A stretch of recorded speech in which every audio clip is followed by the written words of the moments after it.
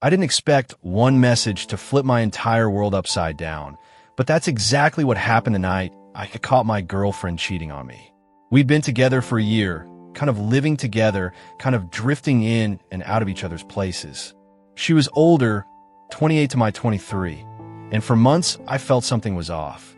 The late replies, the random mood swings, the way she guarded her phone like it was a bomb. My gut kept whispering that something was wrong, and I tried so hard to ignore it.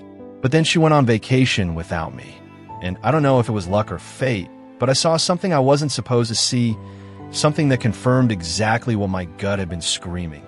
A picture, a message, a moment that made my chest go numb. She was cheating, no doubt, no excuses, no misunderstanding. I confronted her the moment she came back. I didn't yell, I didn't scream, I just asked, and the way her face dropped, that told me everything. After that, something in me shut down. I walked out the door that night and never went back the same way again. But here's where the story gets complicated. I didn't break up with her. Not officially. Part of me was waiting to see if she'd fight for me, show some effort, show she actually cared, apologize, beg, anything. But nothing. Days turned into weeks. Weeks turned into months. Months quietly rolled into years. She stayed in touch here and there, just enough to keep the string between us from fully snapping. Little messages, little check-ins, never actual effort. And me? I kept focusing on myself, pretending it didn't bother me, pretending I wasn't still waiting for something that never came. But deep down, I knew I wasn't moving on. I was stuck, completely stuck. And the day I finally tried to do something about it, things got even stranger. Because she didn't just ignore me, she blocked me. It started earlier this year. Out of nowhere, she began reaching out more consistently, asking to hang out, trying to make plans like nothing had ever happened. At first, I ignored it. I wasn't about to let her pull me back in.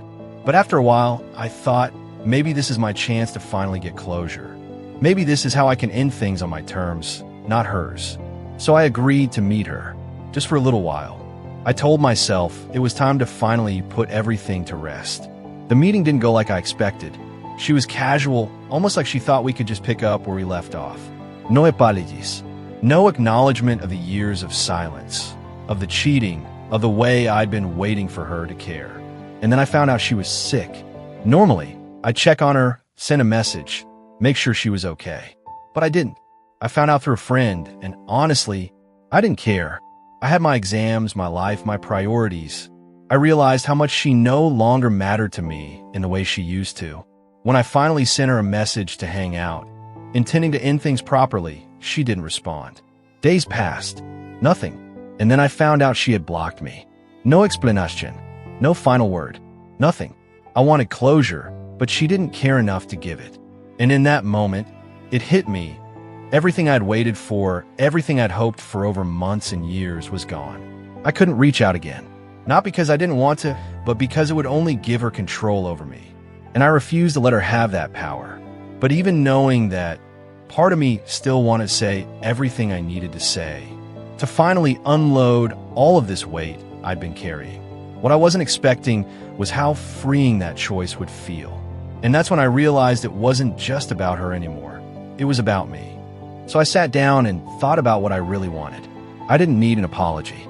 I didn't need her to explain herself. I didn't even need her to acknowledge all the time I'd spent waiting, hoping, and feeling ignored. What I needed was closure for myself, to put an end to this chapter so I could move on without carrying the burden anymore. I decided I wasn't going to beg. I wasn't going to chase her. I wasn't going to plead for an explanation she clearly didn't care to give. I just needed to make one last move for my own peace. And I realized something else. She also owed me money. Nothing huge, but enough that it was another reminder of all the ways she disregarded me over time. I debated for a long while, should I even bring it up?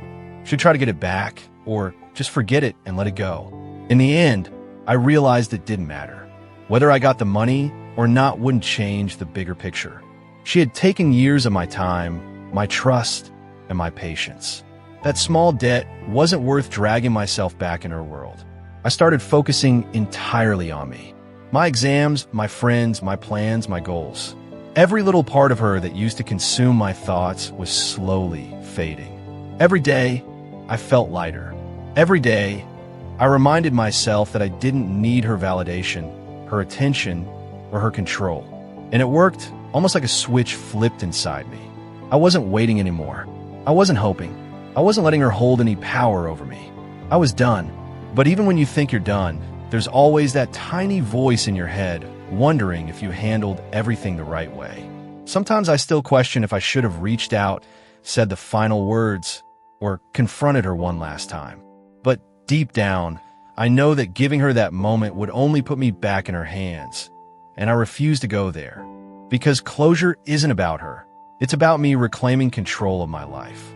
The days after she blocked me felt strangely liberating. No messages. No half-hearted attempts at contact. Just silence. And for the first time in years, it felt like my life was truly my own. I started focusing fully on myself, my exams, my goals, my friends, my own growth. I realized how much energy I had wasted waiting for someone who clearly didn't care. Every time I thought about her, I reminded myself that I no longer needed her validation, her attention, or her approval. As for the money she owed me, I decided to let it go. Small debts don't matter when you're reclaiming something far more valuable, your peace of mind. Holding on to anger or frustration would have only kept me tied to her, and I wasn't going to do that. I finally understood that closure doesn't always come from the other person.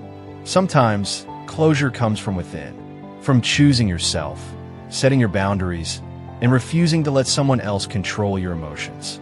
It wasn't easy. I still think about the what-ifs sometimes. Maybe I was too patient. Maybe I should have confronted her sooner. But then I remind myself, I ended it on my terms. I didn't beg. I didn't chase. I didn't give her the power to hurt me anymore. And that made all the difference. I'm moving on now, stronger and clearer than ever, finally free from the weight of waiting for someone who didn't deserve me.